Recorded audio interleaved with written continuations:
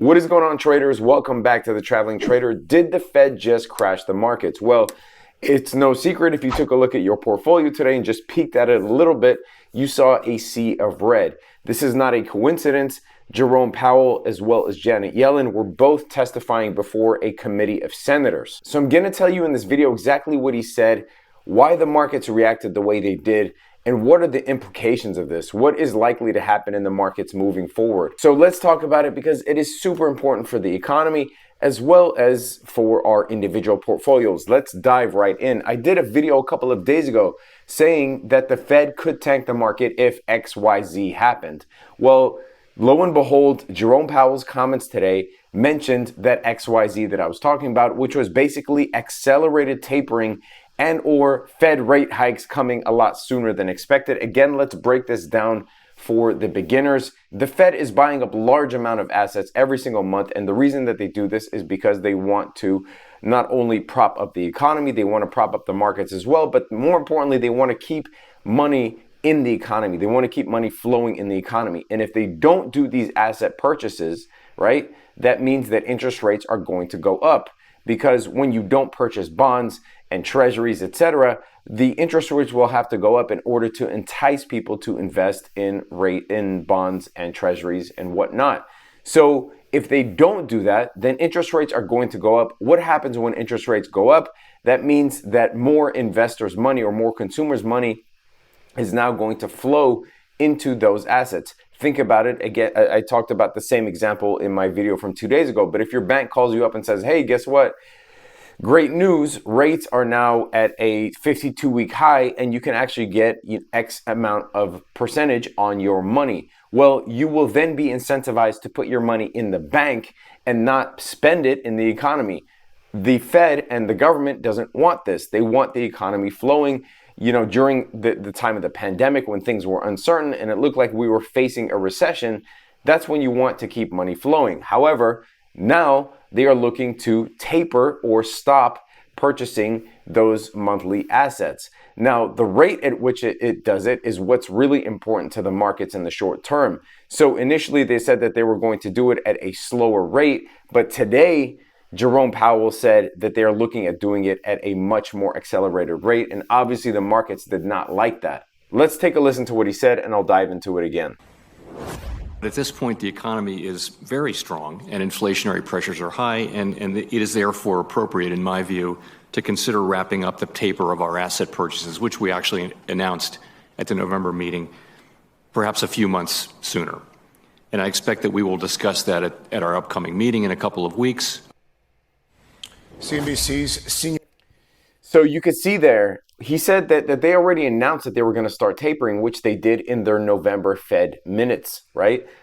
So why did the market react the way they did if this is priced in? Well, the tapering itself was expected and priced in, but again, the rate of tapering wasn't expected. So if Jerome Powell now says we're going to taper at a much faster rate and try to wrap it up sooner, meaning, wind down to $0 per month that they're spending on asset purchases, right? Instead of going into summer of next year, they're now looking to wrap up by spring of next year. Now, the good news is that the reason that the Fed is doing this is because the economy looks strong and they are now looking to curb inflation. However, in my video from 2 days ago, I said that they are doing this at the wrong time.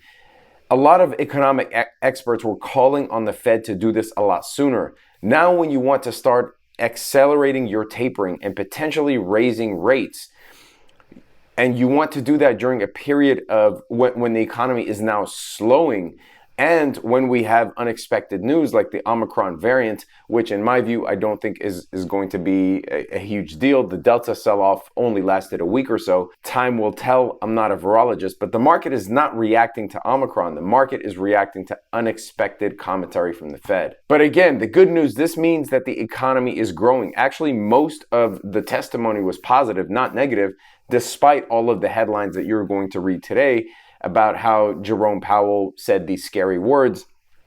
However, most of what he said was actually positive. He said that the economy is growing, jobless claims are at a 50 or 60-year low. There are employment opportunities all across the board. However, inflation is accelerating at a much higher rate than once thought.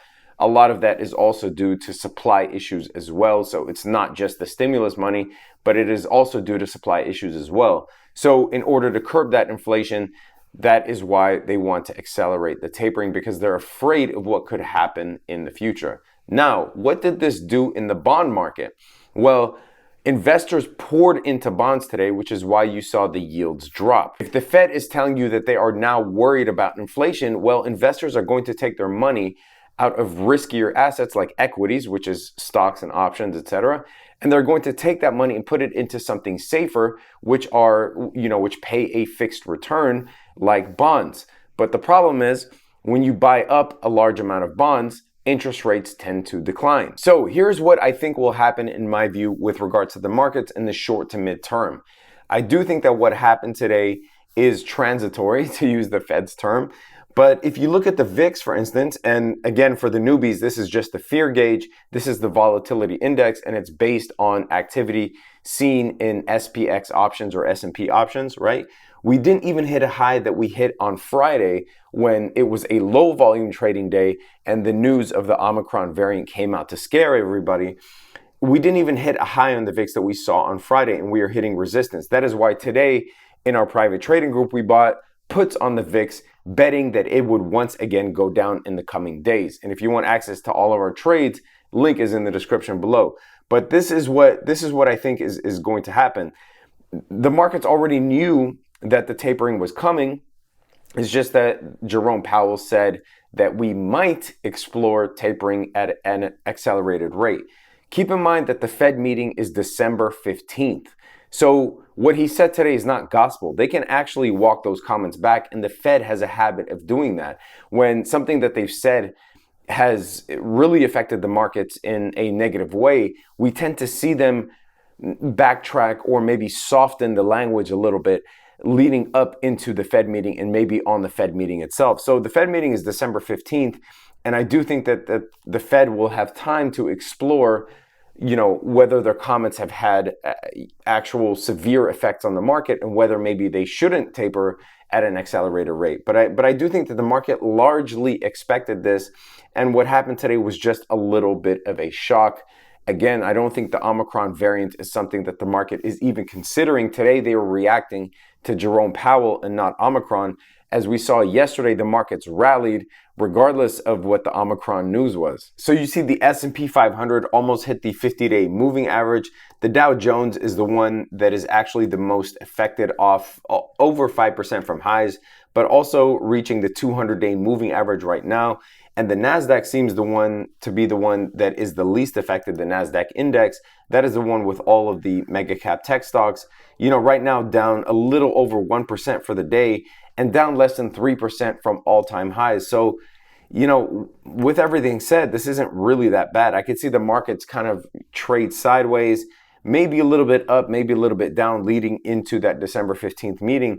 But, we could still see a Santa rally, a December rally. I don't think that what happened today is really that big of a shock for the markets.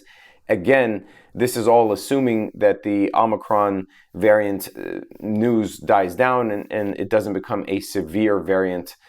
And like I said, the Delta variant sell-off lasted a week when it happened earlier this year. So with the Fed chair's comments today, this is really just a paper cut, not really a cause for concern in my view. And I think the market is digesting it rather well. But the fact that we are due for some sort of pullback or correction, I mean, if the market was going to use anything as an excuse to pull back, it would be this.